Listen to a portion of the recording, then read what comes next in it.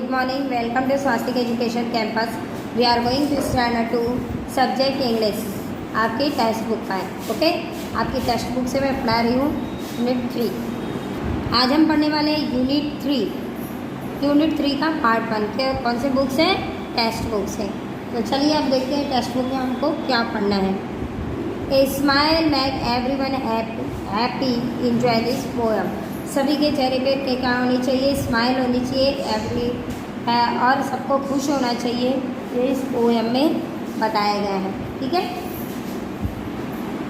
अब देखिए, a smile is quite of funny things, it wrinkles of your face, है ना।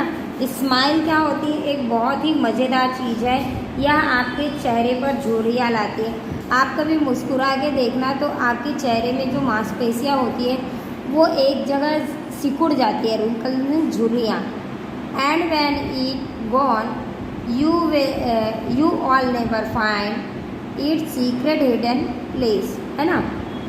और जब यह चला जाता है तो कभी नहीं पाओगे कि ये छुपता कहाँ है। जैसे कि हम स्माइल करना बंद कर देते हैं, जब तक हम स्माइल करते हैं तो हमारे चेहरे पर क्या दिखाई देती है? डिम्पल्स दिखाई देते हैं, रिंकल्स दिखाई देते हैं, झुर्रियाँ दिखाई देती है। लेकिन जब हम मुस्कुराना बंद कर देते हैं तो आज तक कभी भी आपको पता चला कि ये रिंकल्स या ये डिम्पल्स कहाँ जाते हैं? नहीं। इनके छुपने की कौन सी जगह है आपके चेहरे पे, ये आपको पता चली है क्या? नहीं। But for more wonderful it is to see what smile can do. तब लेकिन ये कहीं अधिक अद्भुत है, देखना है कि मुस्कान क्या कर सकती है। जैसे कि सपोज हम मुस्कुरा रहे हैं, है ना, हम कहीं पर जा रहे हैं, हमारे फ्रेंड सर्कल से कोई मिल गया, क्या हमारे पहचान का कोई मिल गया, हम स्माइल करते हैं तो अगला सामने वाला भी क्या करता है? स्माइल करता है। हम किसी को हाय बोलते हैं तो हमको भी वो हाय बोलता है। तो इस बार अब आप कभी भी आज तक कभी भी आपने ऐसा देखा है क्या कि अगर आप रो रहे हो तो आपको देखकर कोई रोता है? नहीं। तो यहाँ पर आपको इस पोएम में यही चीज़ बताई गई है कि स्माइल एक ऐसी चीज़ है जो हमको क्या करती है? सिखाती है कि अगर हम मुस्कुराएंगे तो हमारे साथ भी जो कोई भी होगा वो भी मुस्कुराए, वो भी खुश होगा, खुशी फील करता है ना। और आपको ये भी बताता है कि हमारे चेहरे पर जब मुस्कुराते हैं तो झुर्रियाँ पड़ती हैं और डिम्पल्स पड़ते हैं, तो वो कहाँ जाते हैं? हमारे चेहरे पे क्या उनके छुपने के लिए कोई जगह है? बट फॉर मोर, आपको बताया जा रहा है बट फॉर मोर तुम कभी नहीं पाओगे कि, लेकिन यह कहीं अधिक अद्भुत होती है। वंडरफुल, ये क्या होती है? बहुत ही अद्भुत होती है। To see what smile can do, और देखना है कि मुस्कान क्या क्या कर सकती है। You smile at one, a smile at you, and so one smile make two. और स्माइल जो है वो अगर एक पर्सन मुस्कुराता है तो उसके साथ साथ हम भी मुस्कुराते हैं और कोई दूसरा पर्सन भी मुस्कुराता है। और एक स्माइल से कितनी स्माइल बन जाती है? 2 स्माइल्स बन जाती है। रिंकल्स में झुर्रियाँ, सीक्रेट मीन्स छुपना, गुप्त जो जगह होती है। हिडन मतलब छुपने की जगह, है ना, हिडन प्लेस। रिंकल मीन्स झुर्रियाँ, सीक्रेट मतलब कोई भी चीज़ छुपा के रखना, गुप्त रखना। हिडन प्लेस मतलब छुपने की जगह। Let's read. My grand mother has many wrinkles on her face. मेरी जो दादी माँ है उसके चेहरे पर क्या है? बहुत सारी झुर्रियाँ हैं। Shall I tell you a secret, है ना। और ये जो होती है ये क्या होती है? सीक्रेट होती है। जो झुर्रियाँ होती है ये क्या होती है? सीक्रेट होती है। Why is smile of funny things? ये क्वेश्चन दिए गए हैं, तो ये क्वेश्चन आपको जब मैं वर्क बुक कराऊंगी तो ये सारे क्वेश्चन का मैं आपको PDF सेंड करूंगी और ये क्वेश्चन का आंसर उस टाइम मैं आपको बताऊंगी। What happens when you smile at some, है ना। तो देखिए यहाँ पर आपको एक छोटी सी लाइन बताई गई है, लिसन, सुनना है आपको। एक जोक है। I asked my mother for 20 rupees, है ना। मैंने क्या कहा अपनी माँ को कि 20 रुपये मांगे। To see the lion jump to tree, और ये कि पेड़ पर रुपए मांगे शेर को देखने के लिए जो पेड़ पर से जंप कर रहा है। He jumped so high he touched the moon and never come back till the end of June, है ना।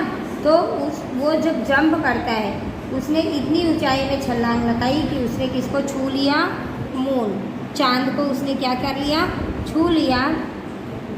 और जैसे ही उसने चांद को छुआ तो क्या आ गया, अंत में जून के अंत तक कभी वापस आया नहीं। तो ये एक जोक है कि एक शेर है, जो एक लड़की है जो अपनी मम्मी को 20 रुपीज़ मांगती है ये देखने के लिए कि पेड़ के ऊपर से शेर जंप कर रहा है, और जंप उसने इतनी ज़ोर से जंप किया कि वो कहाँ चला गया, चांद में, और कभी वापस नहीं आया। जून आ गया पर शेर वापस नहीं आया।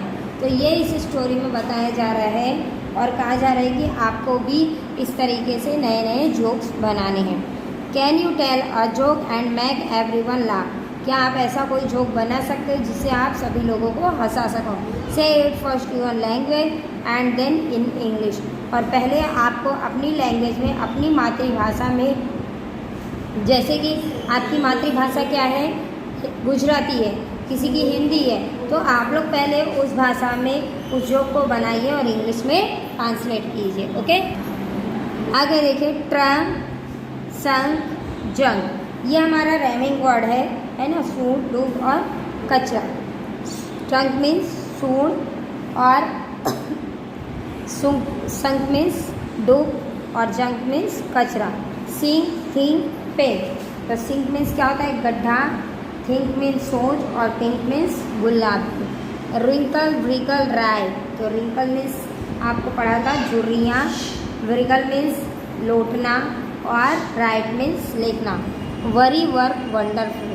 वरी मीन्स चिंता करना और वर्क मीन्स काम करना और वंडरफुल मीन्स बहुत ही खूबसूरत, आश्चर्यजनक, है ना, जो बहुत ज़्यादा अच्छा हो कोई चीज़। तो when we read W in column 3 it has no sound। जैसे कि इसका मतलब है कि 3 जो कॉलम है उसमें देखिए हमने क्या पढ़ा, रिंकल, W साइलेंट है, व्रिगल, है ना, राइट, इसमें सब में R का उच्चारण हो रहा है, लेकिन W लिखा होने के बावजूद भी W क्या है, silent. Look at the word talk here, L it listen.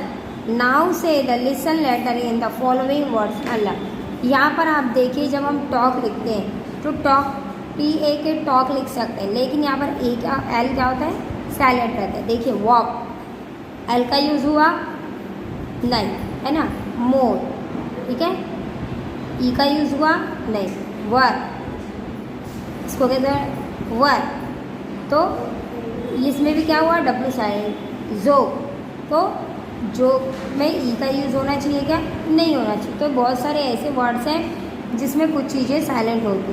All of the following है and I sound that रेमिंग with my, है ना, आपको क्या करना है, आई साउंड से रेमिंग वर्ड बनाना है।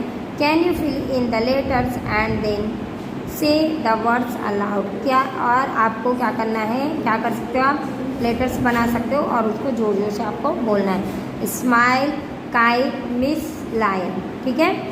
राइडल टाइम, यहाँ पर आपका एक राइडल टाइम है ना, फन करने का, तो ये उसका आंसर दिया गया है कि क्या बनेगा, which is longest word in the world. ये दुनिया का सबसे लंबा वर्ड है इंग्लिश में, यहाँ पर उसका आंसर दिया गया है।